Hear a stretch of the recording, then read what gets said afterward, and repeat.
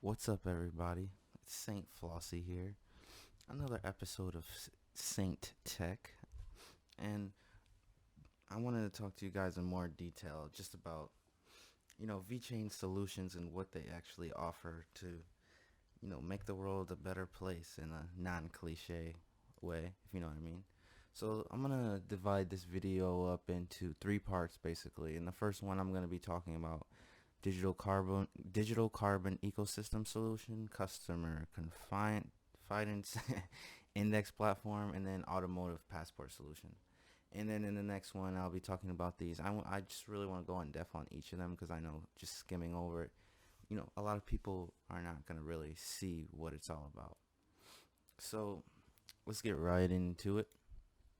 Now, for these first three solutions, well, at least the first two, I don't want to say I'm not sure about, but I'm just not sure how many companies are ready to, go legit. Like, there's a lot of companies that are legit, but they're not. Like, and if you know what I mean, like, uh, every company cuts corners. They do what they got to do to, hide certain things. That's just how it is. As not everybody is legit as you think they might be. Even big enterprises, you'd be surprised. So let's get right into it. So solution: digital carbon ecosystem. VChain's digital carbon ecosystem is a groundbreaking blockchain and Internet of Things powered carbon reduction platform, which utilizes economic incentives to encourage both individual and enterprises to participate in the reduction of carbon emissions. And like I said, I'm unsure about this just because I know it's really possible to reduce carbon emissions, but do these companies really want to pay the cost to get that done? I don't know, because I know it is kind of expensive, but are do they want to really? Do they want to do this? Because if it's something they wanted to do, they would have been trying to tackle this. But maybe VChain offers something that's a lot more cost effective. So let's keep looking into it. So where did I start? Okay. So as consumers engage in low carbon behaviors, say by purchasing low carbon products, they earn a carbon reduction credit which can be redeemed for benefits from other ecosystem partners such as retailers or even financial service providers. Also on their website, it looks like if you were in any of these businesses, it'd be pretty easy to get in contact with them, obviously, because they are a business at the end of the day. So business challenges: complicated traditional certification system. So the traditional carbon asset certification systems, such as China certified emission reduction, are complex, time consuming, and only available to industry participation, not consumers. And that I believe because, I work for Pfizer, and, Pfizer is one of the biggest pharmaceutical companies in the world, and a lot of their systems are just so complex, complicated, and you know, and these systems are like holding data from years, like years, almost decades. So it can be really hard even to like move on to new stuff. But so low enterprise participation. Traditional carbon reduction is mainly driven by administrative orders rather than market-oriented economic incentives. Inevitably, the enterprises lack enthusiasm for such programs. And that's what I was saying. Like it's not as, it's not like a lot of these people don't want to go green. It starts at an administrative level. And if they don't find it profitable or see it necessary, like they're not worried about it. And that's I think what's going to be hard for things like this is like actually getting people to want to implement these type of things. But still, it's amazing nonetheless. So low individual participation. Currently, there is no standard as the qualification of individual carbon reduction, adding difficulty to evaluating individual carbon reduction data, nor is there an effective reward system to encourage individuals to participate in carbon reduction. Since there are over 7 billion people in the world, without the participation of the individuals, no program can succeed. Which is also true, I still know a lot of people that litter and drive. Everybody can't afford an electric car, so it's it's hard. Like I really want to, convert to an electric car, but it's just getting over those hurdles. Like, okay, like how are we gonna charge this thing? Like, do we even have an outlet at the house? Like, yeah, but just VJing having the technology to tackle a lot of these things is, I think, a really good thing. It seems like a lot of the things they are after aren't so spread out. They're kind of in the same lane, so it's not like a peanut butter manifesto or anything. So lacking certification and supervision, the carbon reduction data can be counterfeited or altered at any stage from source to storage. Lacking effective supervision, it's hard to monitor the data, which is true with just data in general. Like that's why blockchain is so powerful, because it a really good way to authenticate data. So the solution overview. Okay, so by leading by leveraging blockchain and Internet of Things technology, we can connect the data sources such as new energy vehicles, energy efficient appliances, and garbage collection vehicles, and upload and store the carbon reduction data on the VChain Thor blockchain. So, just in general, VChain is going to be, tackling a lot of just authenticating data, making, letting the consumers, the customers, everyone know that, the data that you're seeing, the thing that you have is legit, or like, it's not altered, it's accurate, and that's really important in a lot of different sectors, especially when you get to supply chain, the medical care, like anything that has to do with, especially just anything that has to do with like human health. Accurate data is definitely important. So DNVGL, an independent third party, will verify the data uploaded to the blockchain, execute the smart contract developed based on the carbon reduction model designed by the carbon experts, calculate the carbon reduction equivalent of each carbon reduction act, and issue carbon credits for individual users accordingly. And I'm really not sure how the carbon credit system works. I haven't really looked a lot into their whole initiative into like carbon reduction, so I'm not sure like what are they rewarded in. Are they rewarded in VET or VTHOR? I don't know. Who knows? So individual users can use the carbon credits they get to pay for services and products provided by the enterprises in the ecosystem.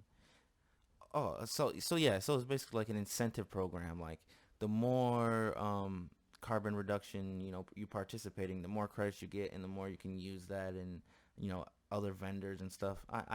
It, it's a pretty good incentive to get people to want to participate. So I guess they have some advantages, which so sufficient patent applications guarantee sustainable development of the ecosystem. So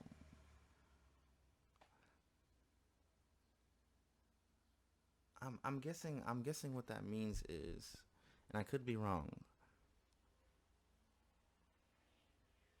I'm not exactly sure what that means. I kind of do, but not in a way that's easy to explain.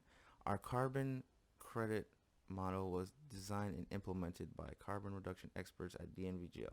So yeah, it actually seems like DNVGL has a lot more to do with VChain than, not they let on, but like DNVGL is a massive company, and they're really involved in a lot of their business model, pretty much. Okay, so participants. The theme is participants in VChain solutions. Scale up ecosystem and a number of participants by including the companies and individuals that are not carbon emitters. Traditional carbon reduction solution. Only carbon reduction enterprises can participate. In addition to completing the carbon reduction quota, they can also apply for CCER voluntary to make profits through carbon trading. Hmm. Okay. Okay. I think I definitely understand where what they're getting at. when they have a decentralized system as to incentivize carbon reduction, it's I think definitely a lot easier to manage and see all the data rather than like going through other third parties and a lot and them submitting data that can possibly be altered or anything. It's definitely a good use case. So participation difficulty for Vechain's solution, not difficult at all. Enterprises and users can participate in the program effortlessly, and individuals participate just as they go about their daily life.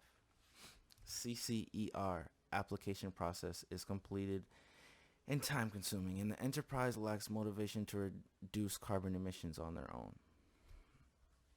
So yeah, it's basically saying that implementing CCER's process is very complicated and time consuming, and I can attest to that because implementing new strategies in at a corporate level can be very time consuming, a lot of training. It's just a lot of work, and if you have a solution that's very easy to integrate, I think it's really going to say a lot for mainstream adoption in the future. So data reliability. Obviously, carbon reduction data is collected through IoT equipment, and the data will be reviewed and verified by an independent third party. And for the other, non-VChain solution, the data is reported to different authorities by the enterprises via various channels. No third-party verification will be provided, so the quality of the data cannot be guaranteed. Like I said, so the effects of the solution is improve user experience, enhance brand perception, increase user stickiness, and promote sales of products or services, attracting customers for ecosystem enterprises. And it's just ineffective. So successful cases. BYD, the world's leading electric vehicle manufacturer, is the first enterprise to join the digital carbon ecosystem. As drivers of new BYD cars go about their daily driving routine, the system will reward the car owners with carbon credits made by their circuit by calculating their driving performance and the carbon emissions of the vehicles. When authorized by the owner, enterprises are allowed to manage, share, and analyze the vehicle data. Electric car manufacturers can enhance brand reputation, increase user stickiness, expand application scenarios, and accelerate digital transformation while all promoting carbon reduction. So, I'm not really sure how profitable this use case is, but I can definitely see it being really good for the environment, and it promotes, just newer technology, it promotes, I think, the use of electric cars and just, going out of your way. I think if everyone collectively did their part in carbon reduction, then it would make a big difference. If everybody has the attitude that, like it's just, one drop in the ocean, then we're never going to get anywhere. But I'm going to see how long I've been going for. I might have to split this video up into more parts just because how long this took me to get through. Let me see.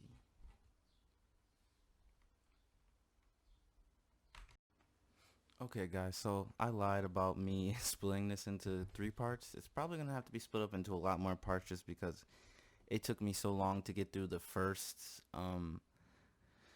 the first use case, just because, like, it's not just something that's, simple, you can just run through really quick. So what I'm going to do is, like I said, split this into more parts because I don't want to bore you guys. If you guys are wondering why I have gameplay in a lot of my videos, just because to me sometimes like a lot of information or just crypto videos can be not boring, but sometimes it can be kind of boring if there's not too much going on. And I think like just having gameplay with commentary is it's not new. It might be new to the finance space because I know a lot of people in the finance space are older and not into gaming, but it's slowly.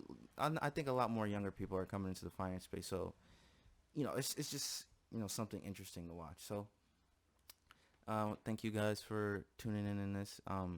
Definitely subscribe. That would help a lot. Let's see if we can get 200 subs. I want to try to make a video at least once a week minimum, or every 2 weeks. Um, yeah, I just don't want the videos to be forced, that's all. So yeah, definitely subscribe and share this if you can. Yeah, whatever support you can give, I'd greatly appreciate. So I'll see you later, guys.